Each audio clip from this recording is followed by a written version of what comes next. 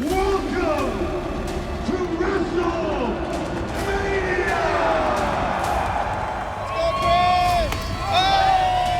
It is nice to meet you, sir. Thank you. Great to meet you, too. Thanks. All right, folks, here we go.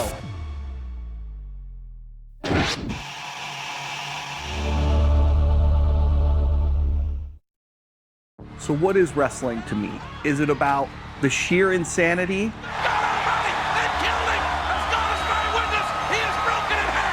Is it about the athleticism? Is it about the sheer spectacle and entertainment?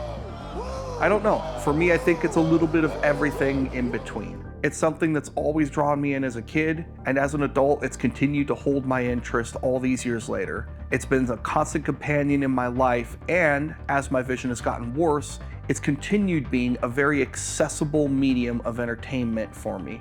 It's one of those things that I understand not everybody likes, but to me, professional wrestling is as normal as breathing or getting up every day and going to work. And now there's an opportunity for me to do something that I never thought I would be able to do. Last year, my friends approached me with this idea, and Alan decided to make my decision for me and said, if you don't do this, you'll regret it the rest of your life. Would I ever have enough vision to be able to appreciate it? No. Am I in the perfect stage in my life to be able to appreciate it from this point of view with the people I want to? Yes. For people who maybe don't watch wrestling, this would be the equivalent to going to the Super Bowl for football fans, the World Series for baseball fans. For people around the world, this would be like going to the World Cup. This is the biggest thing that you could possibly go to in wrestling. This was the biggest chance I was ever going to have, and I was not going to miss this opportunity. I'm glad to have you guys along with me to experience WrestleMania, not only from a fan's perspective, but from the perspective of somebody who is blind and has to learn to appreciate entertainment from a different point of view. So get strapped in, grab your favorite wrestling snack, and let's get on the road to WrestleMania. All right, it is about 7:20 a.m. give or take. We are sitting at a hotel by the airport so we can get there faster, and we're about to head out for day one traveling for WrestleMania weekend. So let's do it. A question I get all the time is, how does a blind person travel? The answer to that is, I'm just like any other person. I fly, I use public transportation to get places. I can't drive being blind, and I use any number of tools available to me to get the same things done. There's no other way to say this. Airports are either blind people friendly or they're just not. Many airports are rather difficult to get around independently, especially in the United States. This is changing, but it's still an issue. That being said, one advantage to being blind is what's called priority boarding for people who need extra time to get on a plane if they have a disability or if they need more time to settle in. And you can bet that myself and everybody who's coming with me is going to take full advantage of that. Generally speaking, if I don't use the accommodations in the airport or things don't go exactly how they should, there's a chance I can get lost, and worse, that I can miss a flight. Believe me, it's happened before. Thankfully, on this trip to Vegas, I'm with my brothers Julio and Alan, and I was able to have people with me to give me guidance and to help if times got hard, including maybe just a shoulder to grab onto for a little bit of sighted guide. Made it so much easier to get around places. When we landed in Vegas, things were very overwhelming from the start. There was promotions right from the beginning of stepping off the plane. There was advertising, there was everything, and that's when the experience started to actually set in that we were finally here. Fun fact, there was actually a WrestleMania sign that people were lining up in front of right at the airport just to get pictures in front of the WrestleMania sign. Julio, being the absolute degenerate he is, walked in, didn't realize the line was for the sign, stepped in front of everybody, snapped his picture, and walked away before he realized what happened. Yeah, color me surprised he did that. That's my WrestleMania, baby. Cero miedo. I am extremely grateful that Julio and Alan were there to help me not only make it through that nightmare, but to also describe things and to keep me on track. Once we finally escaped the airport, we finally made it back to our hotel and settled in for the evening to rest up, accompanied by Alan's horrific snoring. Dude, it's terrible. It's a chainsaw, and I had to sleep next to that guy in his room for 5 days. After a good night's sleep, we are officially on the way towards WrestleMania weekend. Let's go, baby. We took an Uber to the Las Vegas Convention Center. It was something Alan had purchased for all of us to attend, and it was wonderful getting to go to WWE World. Thank you, Alan. That was definitely an experience. When we take Ubers, a lot of times Julio and Alan, they'll wait. They're not helping, but they wait for me to get in the car, and I really appreciate that because it just gives me a couple of seconds to get settled in. As we arrived at the convention center, we proceeded to get yelled at by one of Las Vegas's finest security guards because the Uber let us out in the wrong place. That's not our fault. Thanks for helping us get off to a good start, guy. We wanted to give a big shout out to WWE World, Fanatics, and the Las Vegas Convention Center for having what are called ADA, or Americans with Disabilities Act, accommodation passes. We didn't even know that was an option, and they stepped out and made that happen for us. Thank you. We were totally fine waiting in line with everybody else, making our way in, doing the normal thing. They gave me a bracelet, and then they saw that Julio and Alan were with me, realized that they were more than likely my seeing-eyed people, and decided not to split us up. They didn't have to do that. We never expected that, and we are incredibly grateful to them for making that decision because that made this experience better. Right as we hit the main entrance to WWE World, it was overwhelming. Sights, sounds, smells, everything. And I am so grateful Julio and Alan were right there from moment one to describe everything that was happening around me. There was a lot, and they did everything they could to make sure I was included. We have nice backdrops with old WrestleMania logos. This is cool. If you see, remember back in the WrestleMania in Texas where The Rock had his own rock sign? Right here on your left, I don't know if you can see the kind of goldish color right here. Oh yeah. I used to have perfect vision when I was a child. As they're describing things to me, I have an idea of what they're actually describing because I can imagine it and visualize it in my head. Audio cues to me are a really big part of any experience. It didn't take a whole lot to realize right as we passed the entrance. We walked into the Pat McAfee show stage, and right there coming out was Stone Cold Steve Austin. Austin! Austin! Austin! Austin! Austin! Austin! After the Pat McAfee show, we started our official tour around WWE World.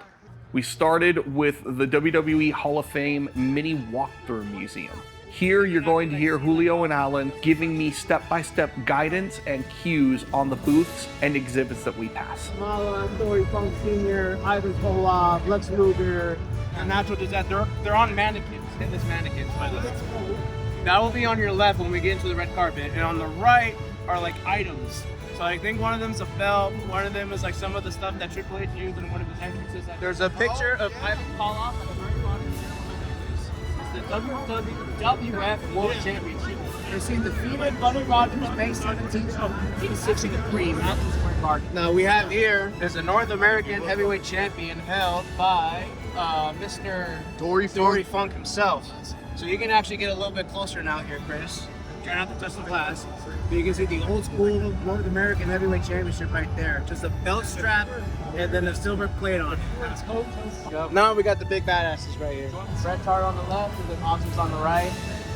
At the end of that exhibit, there was a Triple H wax figure that went viral for just looking a little bit strange. They told me his eyes were all bugged out and crazy looking. It's hilarious, but it's still Triple H, so we're still gonna take a picture with it anyway. Nearby, there was this giant wall where people were signing names and messages to thank John Cena for his long career, since this was his last year in the wrestling business. This meant a lot to us, and we went and signed it just like the fanboys that we've always been. Thank you, John Cena. You've been a big part of our childhood. As we started going through the exhibit of John Cena's career, we realized that the sections were not quite as lit up as we were hoping they would be, especially since I have a little bit of vision left in one eye and could potentially see things if they were lit better. Other than that, the John Cena section felt like a little walk down memory lane. It was pretty awesome. Post-production thought, the you can't see me thing from John Cena, it feels a little too real if you get my drift now that I've thought, all these years later I thought about that and I'm like, huh, yeah, I really can't see you. Something that was amazing to experience was the War Game shark cages. You see these things on TV, but you really don't have an idea of the absolute spectacle they are until you step inside these things for yourself. No, really, we were in there smacking each other around and beating each other up like the wrestlers in there. It was fun, and we're not small guys, just so you know. That was a very cool experience to be able to have. What do you think of that War Games, going through the cages and everything and seeing Dom upstairs? That's awesome. I honestly, I think the craziest part too is when you get in there, you don't think about just how solid those things feel when you see it on TV and stuff. And then you get in there and you're like, oh, there's a reason they lock guys in this. This could actually hurt you if you were stupid. Yeah, and just to preface too, these are big ass cages. With Chris's limited vision, he can easily be able to tell how big and humongous and robust they are. Oh yeah, they're huge, and like I see that, especially you put that in a big arena. Oh yeah, I see how that definitely has an awesome view. After a while, Julio and I decided to go over to the Superstore while Alan went and decided to go look at some of the other TKO stuff that was on display at the event, including UFC and other memorabilia. Up next, we got to try out the punch-out machine they had. Check this out.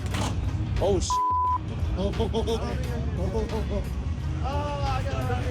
823, you beat me, I felt a little weaker. And now my favorite part of the entire exhibit, getting to swing a chair at Dominic Mysterio, even if it was a mannequin. This is where his body's at.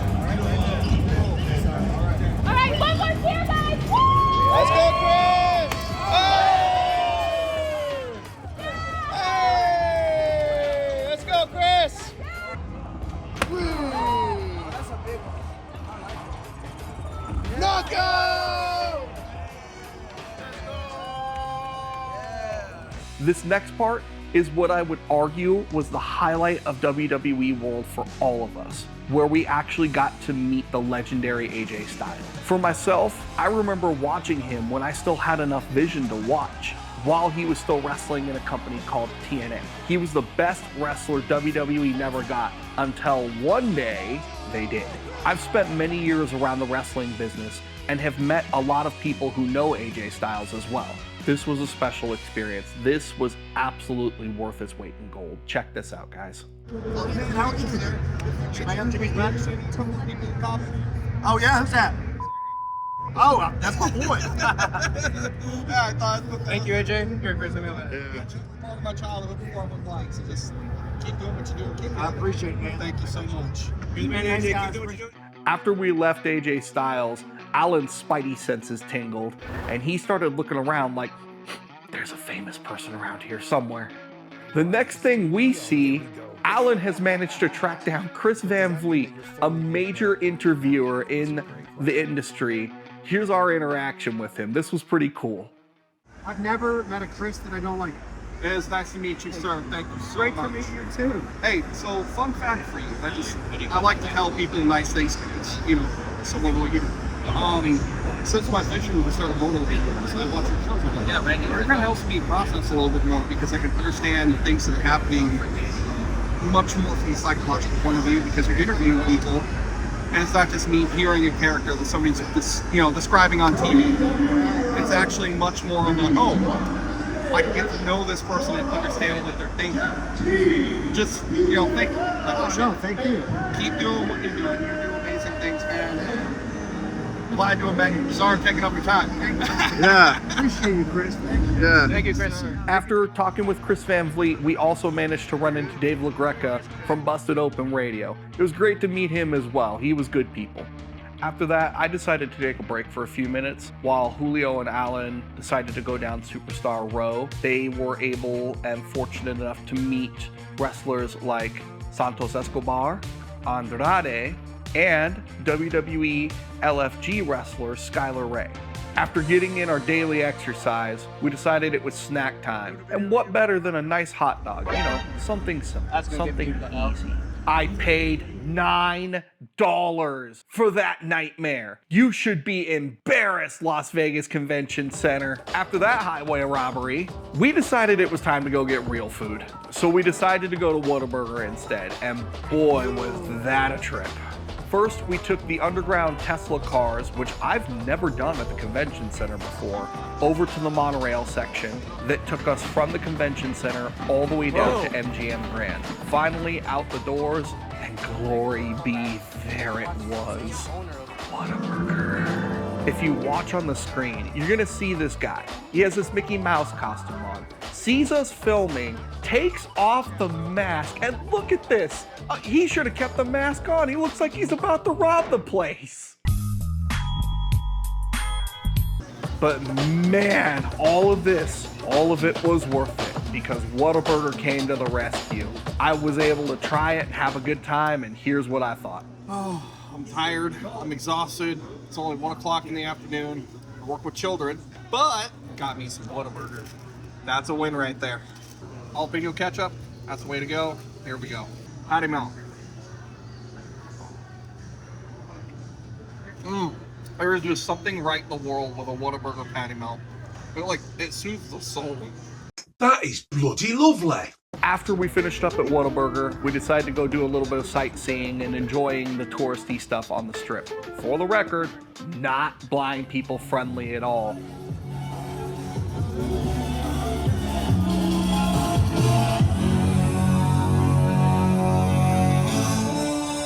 There's tons of people, there's tons of sounds, there's all kinds of stuff happening. It's a nightmare, to say the least. But very intriguing at the same time. It's one of those things you have to be there to experience to understand what I'm talking about.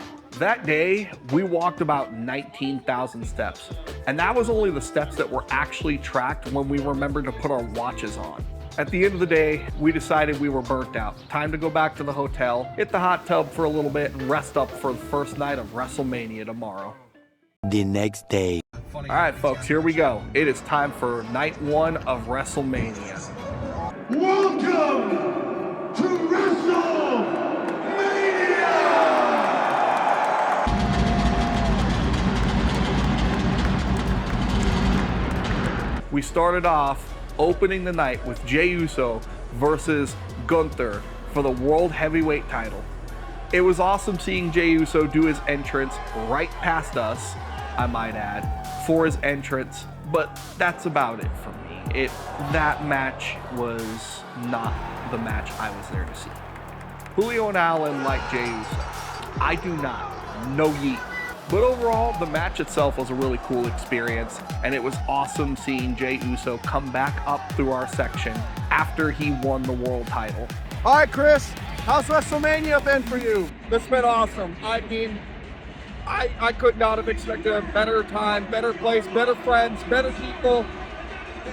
We have great seats. I can actually kind of see the ring where we are because it's really well lit up. I think it's just overall, it's been a crazy experience, and I can't wait to do more of it with my brothers and my friends. The next match was We Don't Care. We didn't care then, we didn't care now. Moving on. Sorry, New Day. I'm here to tell you right now, we don't care. Let me tell you, we don't care. Next up was Naomi versus Jade Cargill. A reoccurring theme that you'll see throughout these videos is Julio and Allen are with me for this one. They could simply just watch and have fun and not tell me anything. But instead, they help me keep up with what's happening with the matches. They describe what's happening in the match for me. They describe different moves that are happening, different things that are setting up, stuff they don't have to, but that they choose to do, and I am incredibly grateful for. For somebody who has the vision problem I do, it's really helpful because remember, I used to be able to see enough to watch some of this stuff happen. I know what they're describing in my head, so even if I'm only seeing vaguely blurry shapes moving around, I now have an idea what's actually happening. That helped, as well as having the giant Jumbotron in Allegiant Stadium. I can actually see video better than I can real life at times because it's lit up so well. So moving on from that match, the next one was the United States title match. It was Jacob Fatu versus L.A. Knight. Yeah! This match was awesome. Not only that, it's proof that Julio, Allen, and I cannot be ignored because we made it on the Netflix and Peacock feed all around the world from how crazy we were going. We were all getting messages from friends, family, people back home watching going, hey, was that you guys we just saw on TV? Congratulations to Jacob Fatu for winning. It was even more cool as a lifelong wrestling fan to get to see him celebrate with the legendary Haku afterwards. Doesn't matter if he's 880, blind, crippled, or crazy, I still wouldn't fight him. Next up was the women's title match for SmackDown with Charlotte Flair versus Tiffany Stratton. So in a classic Las Vegas moment, Julio and I decided to make a bet. We both had a thought who would win, but we bet on how long the match would go. We set the bet at 20 minutes, he took the over, I took the under. I won that bet and proceeded to put a hurtin' on Julio's wallet later that night for dinner. Thank you, Julio. Sorry, Julio's wallet. A cool thing to go into events like this is between matches and things of that nature, you get to interact with different people. Some of them are really high profile celebrities and famous people. Alan got to run into an interviewer on YouTube named Schmo, who covers UFC fighters, mixed martial arts fighters, and other professional athletes. Up next, we got to see the WWE Hall of Fame inductees. So a fun little side note here, Julio, Allen, and I have seen Triple H at the past 4 live wrestling events we've been to. He has been at every single one thus far. Unfortunately, Lex Luger wasn't there, but stay tuned for part 2, where you're gonna get to hear the actual story that the internet didn't tell about why Lex Luger actually wasn't there. Heads up, Allen was the only person he told. Now we get to the main event of night 1 for the World Heavyweight title, CM Punk versus Roman Reigns versus Seth Rollins. This is one of those moments that I think all of us wanted to see as wrestling fans. I've never seen CM Punk live. Allen and Julio have. I've seen both Roman Reigns and Seth Rollins live. This was an amazing experience. More than that though, it meant a lot because as kids, we've always wanted to see CM Punk get his fair shot at a main event. It was an incredible moment. It was an incredible experience. We got to sing the songs. We got to do all the chants. We got to experience the whole experience at a huge stadium level. It felt like a big fight feel. It had a lot of emotion to it. And it had a moment that really meant something for everybody.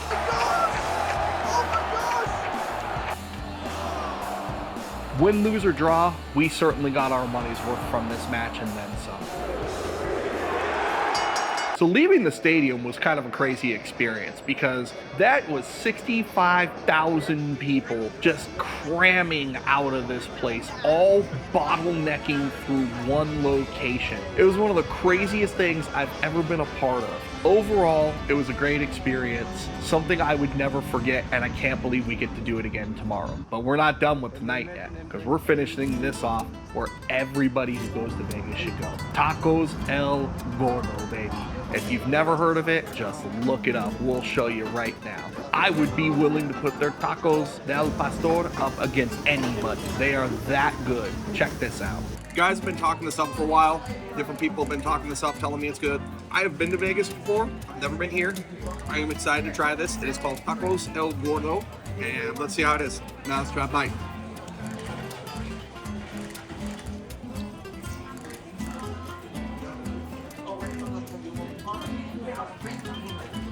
Where has this been? Why do we not have this in Spokane? Why? This gets 6 out of 5 stars. I'm gonna butcher the star system just like a wrestling commentator or journalist does. 6 out of 5. Why don't we have this everywhere? That was night 1, and it's got me hyped and excited for night 2. So much later that the old narrator got tired of waiting and they had to hire a new one. After a good night's rest and a little extra sleep for me, we're now on our way to head over to night 2 of WrestleMania, baby. When we got to the stadium, color all of us surprised that the same person who helped us find our seats down by the floor for night 1 was also there for night 2. Not only did he remember us, but he managed to help us get back to our seats, and he did everything he could to be as cool, as courteous, and as kind as he could. Shout out to that guy, and shout out to Allegiant Stadium for their top tier accessibility support. So for our opening match tonight, we have the Raw Women's title match, a triple threat, Bianca Belair versus Io Sky versus Rhea Ripley. This one was awesome, plain and simple. Everybody was on their feet for it. It was fun. It was exciting. It was 3 world-class athletes putting on a clinic in how people should do wrestling. Next up was Damian Priest versus Drew McIntyre. A fun observation. I've always wanted to see the band Slayer live. I never got to, never thought I would get to. Color me surprised when the legendary Kerry King comes out to play Damian Priest's entrance. That was just an extra bit of cool for me. This match was fun, it was violent, it was crazy. Can't say I'm super crazy about all the advertisements in it, but what can you do? Overall, we had a good time with this one. Next up was the Intercontinental title match. Penta versus Dominic Mysterio versus Finn Balor and Braun Breaker. Boy, this one was awesome. We all got to see Penta live. That was cool. Braun Breaker is a unit of an athlete live. Do not let people fool you. In person, he is big. We got to see great wrestling. It was an amazing match. I was so surprised when Dominic Mysterio won. It was one of the craziest wrestling responses I've ever heard. And I'm like, okay, so we're cheering for him now. It was fun. I'm glad we got to do that. There was a lot of interesting experiences in there for all of us. So next up was Randy Orton versus insert random opponent here. So the thing is, none of us knew who Orton was going to go against. And of course, being Vegas, you know, we're all taking bets, this time just for pride, just because it was fun. We all had different picks, and Julio was the one who guessed it right, because say his name and he appears.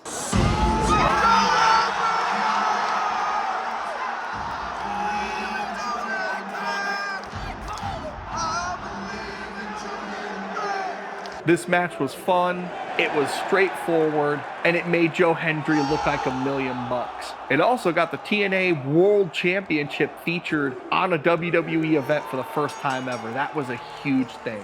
It was a great time. I'm so glad we got to see that. Next up was Logan Paul versus AJ Styles. I think this match was interesting because Logan Paul doesn't get enough credit. All of us agreed for how good he actually is in a wrestling ring. And not only did we all grow up getting to watch AJ Styles wrestle, now we're getting to watch him at WrestleMania after we met him at WWE World. That made it extra special for us. We had a feeling this was going to be a good match, and it was. Unfortunately, Logan Paul did what he does best and somehow managed to win. So, yay. The next match was the women's tag title match. It was the Judgment Day versus Lyra Valkyria and a returning surprise, Becky Lynch. Now, she had been gone for some time, and people were not sure whether she was going to come back, when she would come back, anything like that. So it was cool for a lot of people in the crowd. For me, I can't really miss you if you don't stay gone. I'm not her biggest fan, but good for her. The people liked it, and her and Lyra managed to win and become tag champs. That was pretty cool. So I would say overall, good match. Hindsight being what it is, I was a little bit happier with Becky turning on Lyra Valkyria the night after. So that made me feel just a little bit better.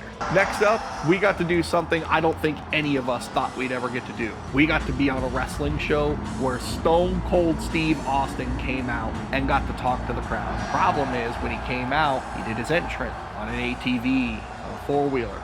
As he's going around the ring, he hit the barrier close enough to us that we could see what happened. There were videos out there talking about this and saying, look at all the angles and this and that. That lady, we're not going to talk about. We're just going to say there were questions asked by everybody who watched that incident happen firsthand and say that it was absolutely awesome getting to experience Stone Cold Steve Austin. Now, can I get a hell yeah?